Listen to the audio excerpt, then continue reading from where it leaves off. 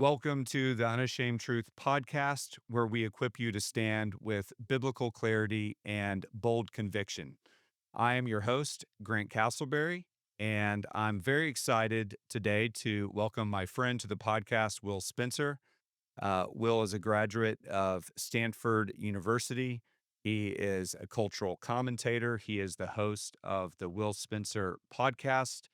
And man, I'm just so grateful for your ministry, your writing. Why don't you give our listeners just a little bit about your testimony, your background, and how you got started with this ministry? Well, first of all, I just want to say congratulations to you, Dr. Castleberry, on earning your PhD this weekend. I think that's worthy of note and something I admire very greatly. So congratulations. Thank you. Much appreciated.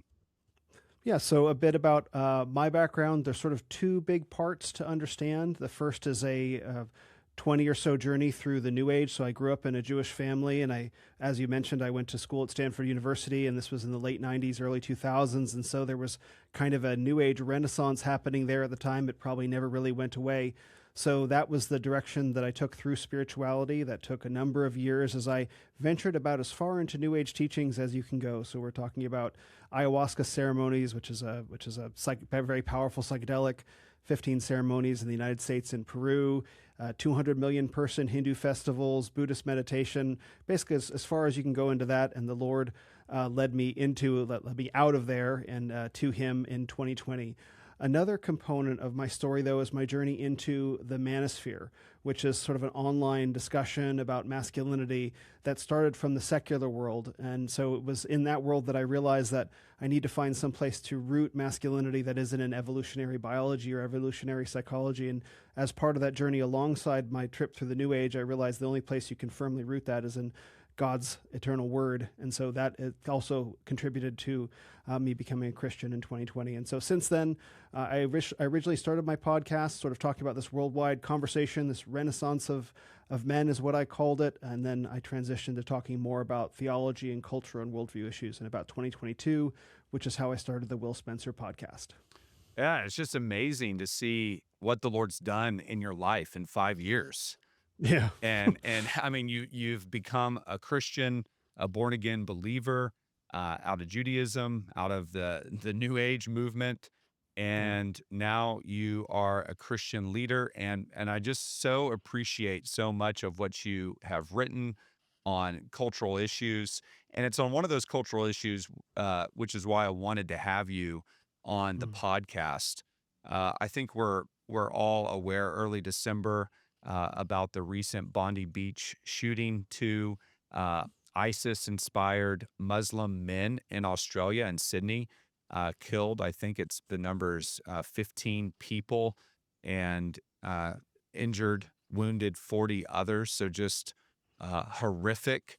And then there was a pro-Palestinian plot that was foiled over the weekend in Los Angeles. Who knows what that could have done? And again, I Mm. assume just with the timing that it was targeting Jews. So the hatred of Jews by Muslims is not new. This has been ongoing for centuries, for really millennia, going back to Ishmael and Isaac and then just the rise of Islam. But what is new to me, at least, is the rise of anti-Semitism on the right.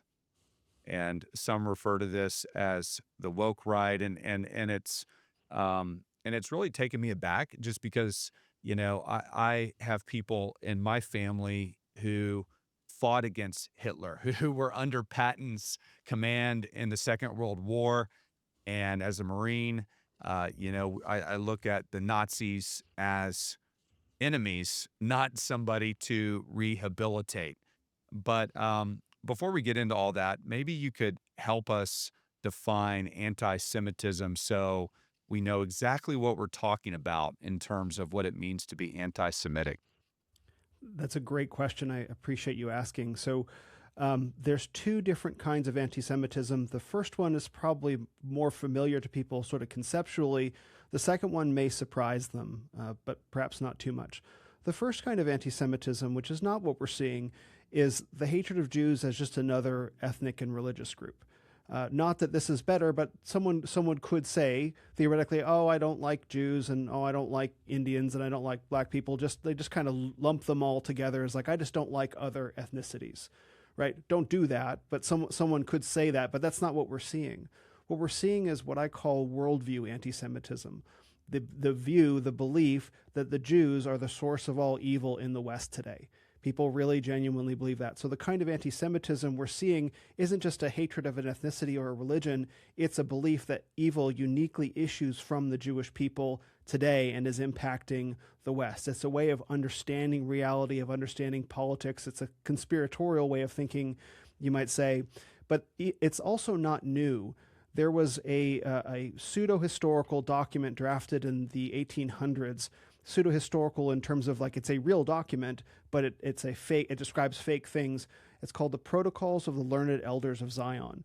And the Protocols of the Learned Elders of Zion purports to be a document of essentially meeting notes of Jewish leaders who are seeking to subvert Western civilization. So it's a real document that was written in the 1800s. Obviously, it's make-believe in terms of the story that it's telling.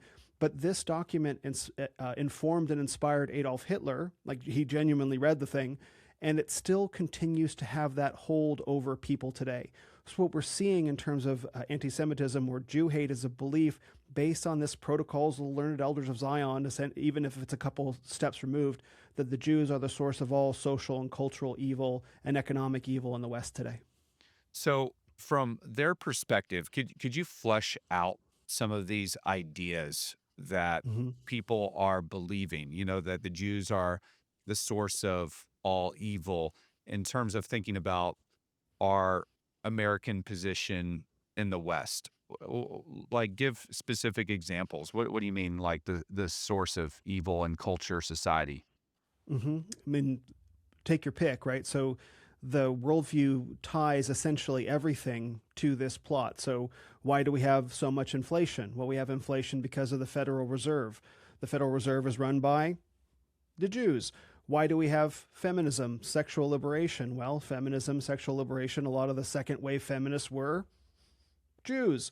Why do we have so much unchecked immigration? Well, because there was a plot hatched to sort of undermine white and European birth rates by flooding European nations with immigrants from Africa and Asia. Who was the mastermind behind that plot? Jews. So again, this is what I mean about it being a worldview. It's that if you look at any evil in the world, ultimately it's a starting with the conclusion. The conclusion is the Jews must be behind it, and so through a series of logical leaps or guilt by association, or even being able to identify one ethnic Jew, in amongst a group of people who are the head of an organization, that's how they ultimately end up saying, well, it is the Jews ultimately behind it all.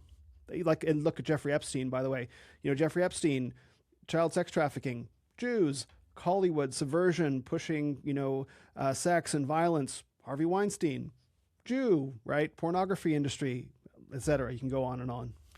So it's identifying problems that we would agree are problems as conservatives. We would say feminism is a problem. We would obviously say sex trafficking is a problem. We would say the pornographic industry is a problem, but it is attributing the societal evils to really a singular source, Mm-hmm. which is the Jewish people. So this Uniquely to them, uniquely and primarily to them. uniquely and primarily. And so two follow-up questions to that. The first one is, who is pushing this narrative? And second, why is it wrong? Why is it false? Mm-hmm. Well, who is pushing the narrative is a tough question to ask. I think that there are two components to it. The first is infernal. Ultimately, it is a satanic narrative. It's not new. Scapegoating the Jews has been around for quite a long time. So there's an aspect of this that is, in a sense, eternal and timeless, that I think we could say, internally infernal. As for how it's showing up in the world today and why, I think one of the aspects is that this worldview has been propagated amongst online communities primarily of men for many years. And when I say many years, I don't mean 5 or 10, I mean 20 or more.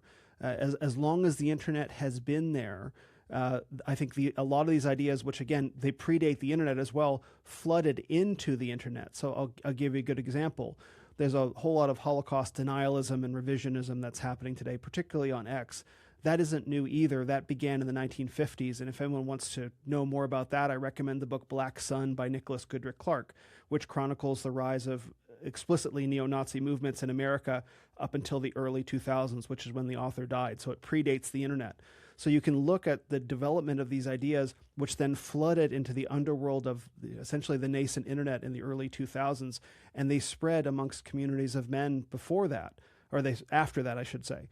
So you're looking at these ideas that they're not new, but they've taken root in the underworld of the internet. But for young men raised without fathers who have taught them, who haven't taught them discernment about the things that they're reading online, they've begun absorbing these things as sort of their own worldview.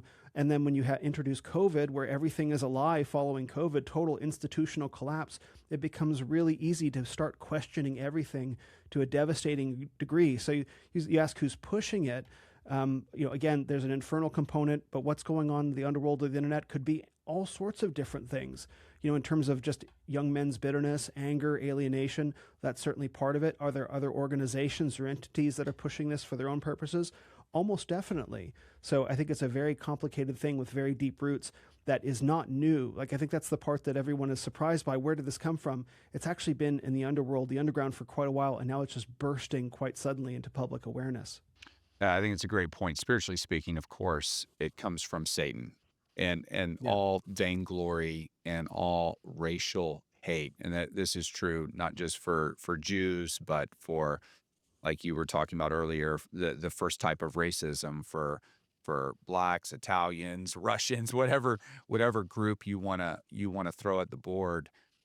It's all evil, and it's all ultimately finds its source from the father of evil, Satan, who was a Mhm. murderer and a liar from the beginning.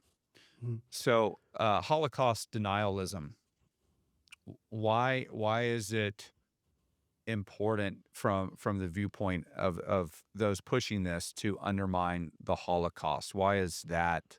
Because it's American soldiers, British soldiers who discovered the concentration camps.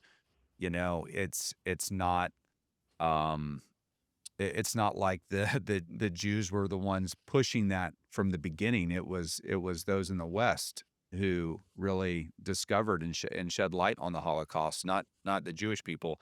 So why is it important to undermine the Holocaust? Mm-hmm. Just real quick, we can get back to this. Perhaps you asked, why is the worldview wrong? But we'll get to that perhaps after I answer this question. So why is that important? The idea that people with worldview anti-Semitism have is that the Holocaust has been used as a victimhood, get out of jail card for the Jews. The idea being that you can't criticize Jews, or you can't criticize Israel, or you can't even be a confident man, you can't believe in your nation, because if you do, that's exactly like Nazi Germany. So it's sort of like the Holocaust serves as the ultimate woke trump card, the ultimate woke victimhood ideology that's been used to warp society, warp civilization. And so the idea behind Holocaust denialism is, if we can undermine the existence of the Holocaust or the scale of it, we can undo the power of that card, and we can be liberated as, whether it be white people or Westerners or Americans or whatever the person's identity hierarchy is. That if we prove that this didn't happen, then it loses all of its power over us. And so that's why there's grown a very sophisticated network of and set of memes, essentially meme history of Holocaust denialism, that sets itself up in opposition to the mainstream Hollywood Holocaust story that everyone has essentially been indoctrinated in, through the media for many years. And so what the denialism and the revisionism kind of message tries to do is to poke holes in that heavily simplified narrative, to say like, well, this is what we're given, but do you see this? So maybe the whole thing is made up. And so that's what the revisionism and denialism message tries to do, is to undermine faith and historical knowability, to get rid of this essentially woke trump card. I saw Joel Webb in a clip call it Yep. Holocaustianity, where he's Yep. basically saying this is the Holocaust worldview is a worldview in and of itself with its own priests, its own holy ground being the Holocaust museums and the concentration camp memorials, so on and so forth. So yeah, let's go back to that question: is uh, how do you, as a Christian Jew, how do you answer those accusations, this the points that are being asserted in this worldview? Mm-hmm. So I'll give you a good example. The best way to do is you have to pull back your focus.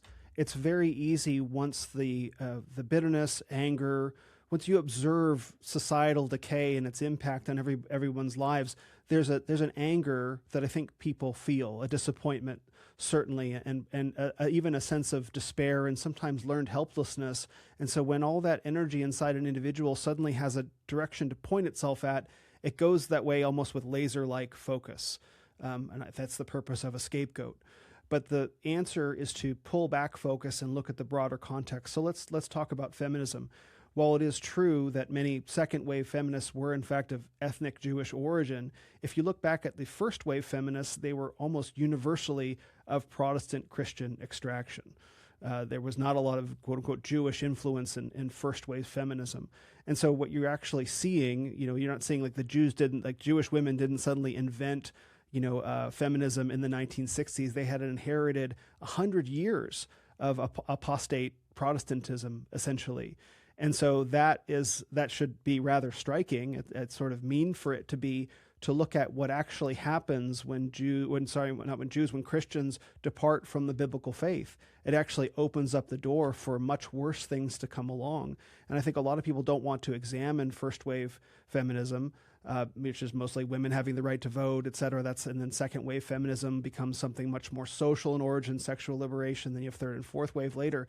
They don't want to examine the origins. They want to just find a scapegoat. And instead of actually looking like, where did these things come from? Another good example that's cited often online is, I think it's called the Institute for Sexual Research, Magnus Hirschfeld during the Nazi German era. So the Nazis were burning books. And so a lot of people say, what were the books that the Nazis were burning? Well, many of the books, so not all of them, were from the Institute of Sexual Research by Magnus Hirschfeld, which was talking about transgender surgeries. But what a lot of people don't want to acknowledge also is that that's not where America gets its transgender kind of ideology from. They get it from, in part, Alfred Kinsey, who was writing in the 1950s, the Kinsey Sex Studies, and also John Money, and both John, who was a New Zealand Kiwi. Both of these men were, I think, Lutheran or Protestant. And so the way that you can see that this is not true is you actually see the way that, I want to go quote unquote, Protestants have participated right alongside. And so not to say that this evil runs through the heart of any specific people group. I don't think we see that in Scripture at all. We see evil as just a facet of our fallen world, not originating from any one group of people. And just if you might add on about the Holocaust denialism, the book you recommended is, again, it was The Black what?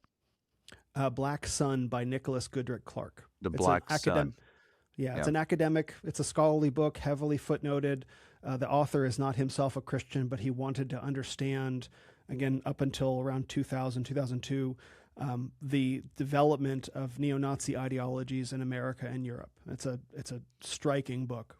Right. And so you couple that. So the idea is that Jews are undermining Christianity in the West, Christian values in the West, and certainly this is seen as an affront to any sort of Christian nationalism, that Jews are the enemy. And then you compound that with what is taking place over in the Middle East with Israel and the Gaza Strip.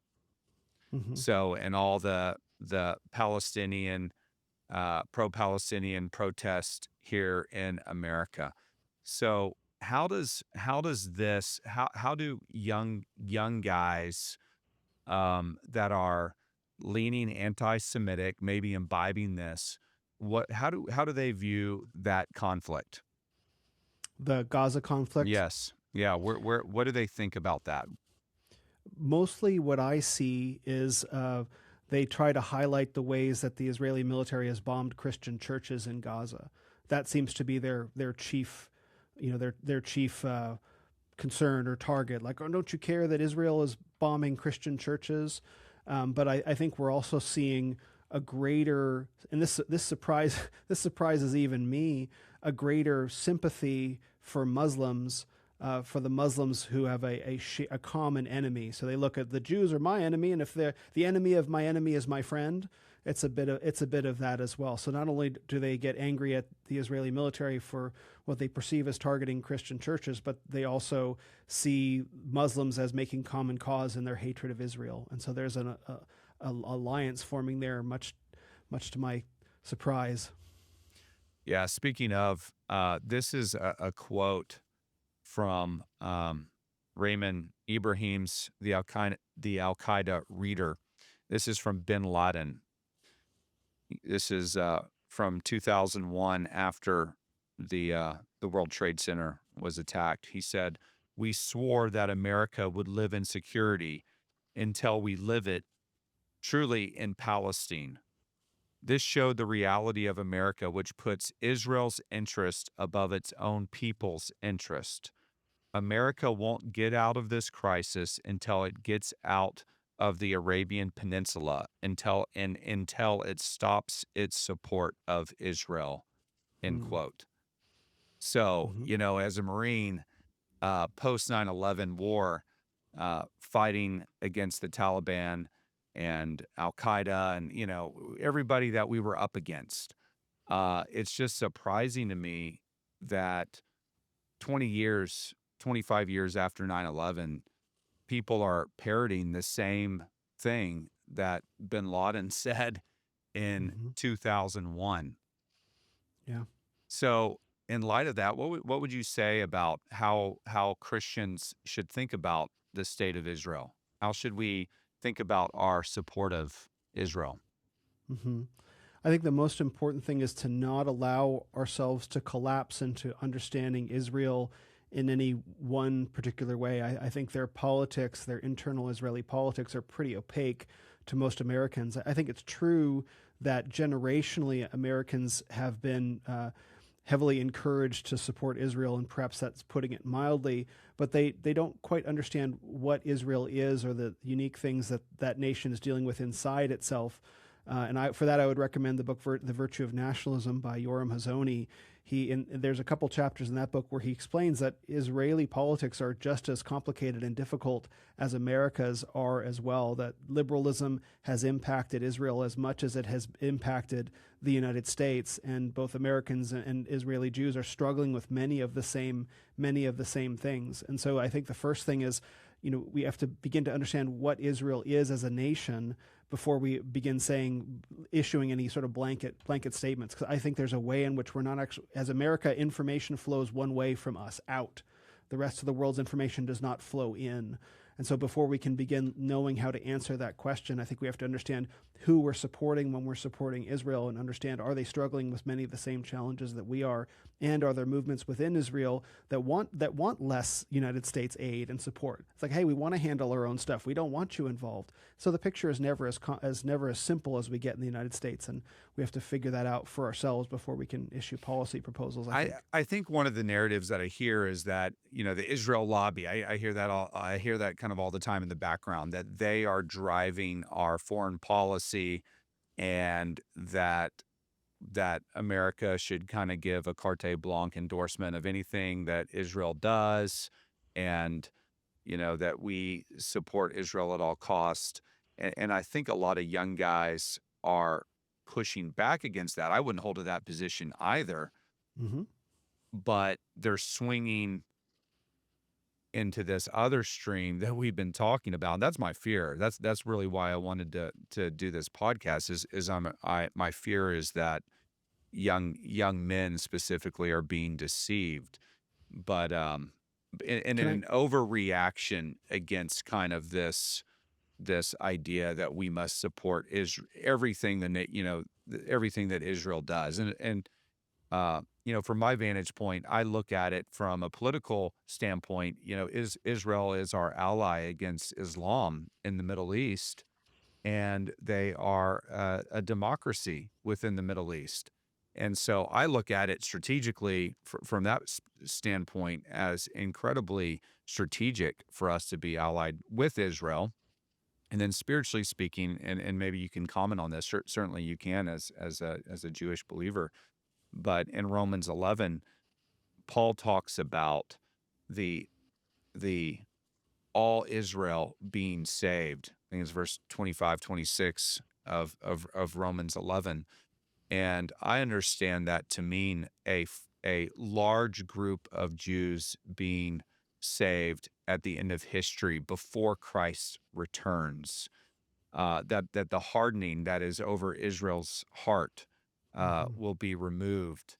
And so I don't believe that the current nation of Israel is the biblical Israel of Genesis and and that sort of thing. I don't believe that at all, but I do believe that God is doing something providentially since 1948 in bringing the Jews back to a specific location, because there will be an ingathering of Jews before the Lord returns. So in light of that, I'm looking at this spiritually, through spiritual lenses, and I'm thinking, okay, God's doing something here, and and not that we need to endorse everything that the nation does. Certainly not. They're very secular. They're very liberal.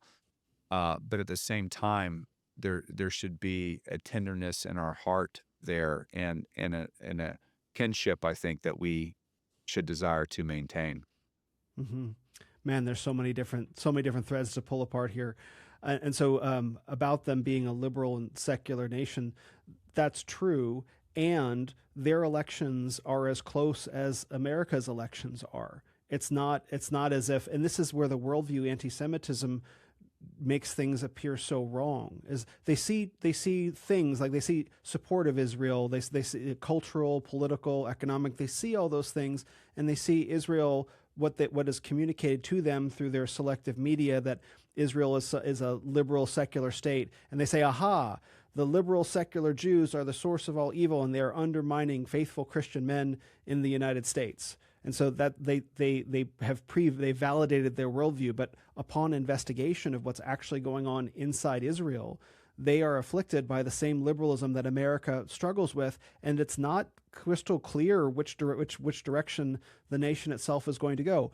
Are we told that through the American liberal media? Of course we're not told that. And so the first way to begin unwinding this worldview anti-Semitism is through sincere reading and challenging one's presuppositions about it. If you happen to believe that Israel is an entirely liberal secular state, read The Virtue of Nationalism by Yoram Hazony, and you'll get that picture undone. If you believe that the Holocaust is fake, I can give you a whole list of books.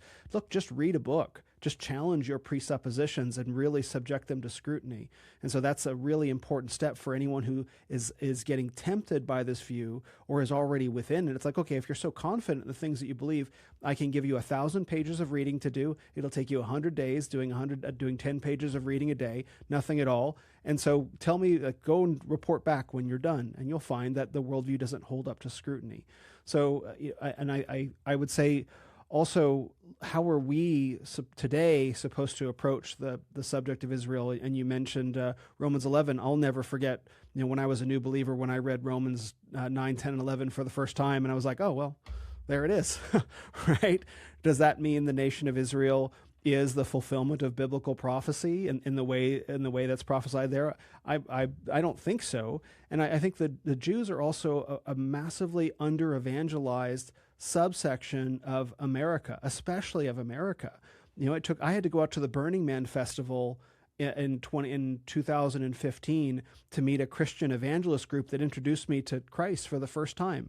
I think that was the first time that I had ever really met a Christian who wasn't just trying to get me to say the sinner's prayer, because I did know someone like that for a minute, but they were actually Wow. just willing to introduce me to Christ, and it was through meeting them and spending Christmas with them that same year. So this is Christmas of 2015, that I was like, wow, these are the kind of Christians that I always felt like should exist, but I had never met before. Now I lived in the Bay Area, so maybe there's a little bit of a geography bias there, but still, they didn't like, they weren't pushing, they weren't pushy, they weren't poking, they were just showing the love of God the Father to me, and that planted a seed in my heart that bore fruit 5 years later. And I think that there's a real resistance on behalf of many evangelical Christians to evangelize Jews, in part because it's not easy to do. Not just because of the cultural, political, and social resistance, but also because I think a lot of Jews know the Old Testament better than a lot of Christians do. And so if you're going to be talking to Jews about the Old Testament, you got to know your stuff. And I think there's a resistance to knowing how to address many of the top apologetic arguments, and there are many, many books about that and organizations that are doing that work. And I think it might be time for evangelical Christians to invest more of themselves in that effort if they really do believe what the Bible says in Romans 11. So we want to stay the course. We want to be biblical. We want to love all people. We don't want to be deceived. Um, just a word of closing, maybe a word of exhortation to young men who might be taken in by this deception.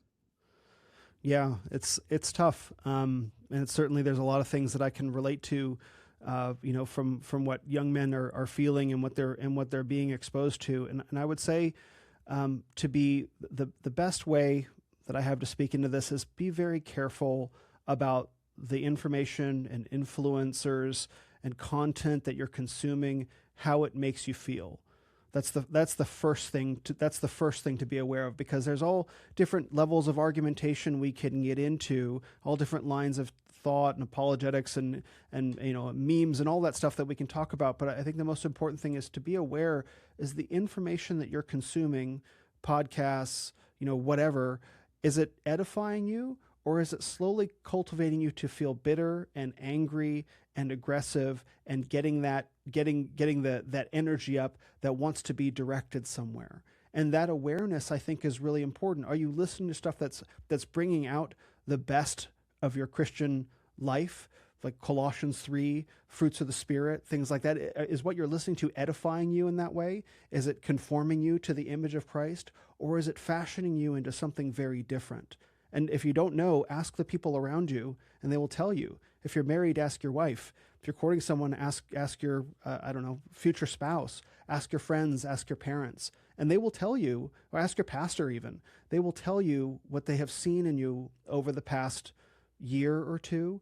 And if they tell you, yeah, we've noticed a real shift in you and not for the better, then that's a sign that something's going on in your heart, and you may be taking in information that might not be true, that doesn't have your best interests at heart, that isn't conforming you to the image of Christ, and is taking you in a very different direction. And that's so helpful, because where the word of God is really imbibed and Christ is seen, there's joy. The fruit of the Spirit is That's joy. right. And so if, and there are evils that are out there, and I think sometimes our hearts, can grow bitter and embittered towards people. But uh, if we notice bitterness in our heart, then something has gone seriously awry, and that's what Satan is doing. Is Yeah. he's deceiving people, and all of this goes back to uh, Satan and his deception. And sadly, it's happened on the right. And I think so many of us, like 5 years ago, we're like, okay, we're just looking for as many allies as we can against wokeness. Hmm. It's like, hey, like, I'm a conservative and I want to stand against this evil that's on the left. And by the way, it's still there. It's probably going to come roaring back after the next election. That's right. But here we are. What we need to do is hold fast to the truth, biblical convictions, and do it with joy rather than finding this Jewish scapegoat. So this has been so helpful, so enlightening to me, because you've studied in this. And I will put in the show notes links to some of your articles so people can follow up. One of them is why are young people rehabilitating Hitler? That was one of the articles that you wrote that I found Hmm. really helpful. You have another really good article at Christ Overall. So this is something that you've written on extensively, and I think will be helpful for young guys to follow up. So Thank you so Thank you. much for coming on the podcast. So appreciate you. And to the listeners out there, thank you for watching. If you haven't already, subscribe to the podcast, follow us on YouTube, and I'll look forward to seeing you next time.